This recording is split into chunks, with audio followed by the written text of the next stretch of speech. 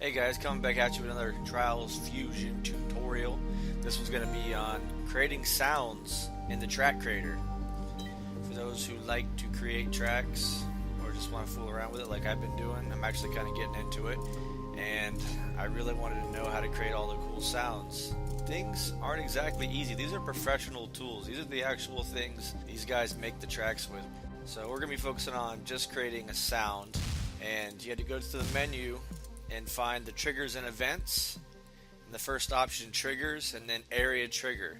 Once you get the trigger object, go to the properties and go down, and you can select whatever shape you want depending on where the rider is and where they're most likely to pass by, or whatever they have to pass over that's going to trigger this particular sound.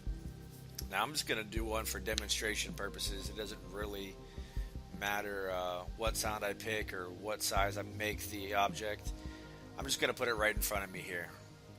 I'm not going to, dodge it, so I know where it's at. But once you get that selected, you put it right in front of you. And the next thing you're going to want to do is go through the menu to triggers and events. And this time you're going to want to go to an event. And the event you want to select for this is sound event, because you want to play a sound. So now you got two of the three parts you need to play a sound. Now you want to go back to the first object, your trigger, and you're going to want to select on hit. And then once you select the on hit, it's going to give you a little new cursor with, looks like an arrow and some discs. That's what you want to connect to another data source. And the data source is the play event. Now once you have the play event select, you'll see red arrows going from the trigger to the play event. And the last thing you need is your sound source. So go back to the menu and go to the common option, the very first one.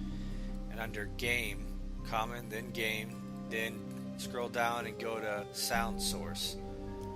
Sound source will have, by default it'll show a car crash, but you're going to select it, move it wherever you want it, and you're going to go to the properties, and then you can scroll down and see categories and then sounds under the subcategory.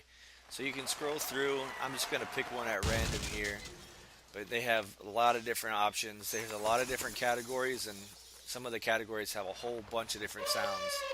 So I'm going to select this audience applause, the last one here. And you don't really have to mess with these other settings right now if you don't want to. We just want to get a sound to play, and I want to show you the simplest way to do it. So now that you have the sound selected, now you want to go back to your play event and connect it to your sound source. And one of the options is select sound source. Now you just tie that to the sound that you selected, and all three of the items will be connected to each other, and you can go ahead and run it. And when you run over that trigger, it'll now play that sound. And that's it, guys. Not the easiest process in the world, but I got it figured out, and hopefully this helps you guys out. I'm going to try to do a few more tutorials on the track editor, and hopefully if I can figure some stuff out, I'll show you guys how to do it as well. Alright guys, check back in for some new videos, and please subscribe.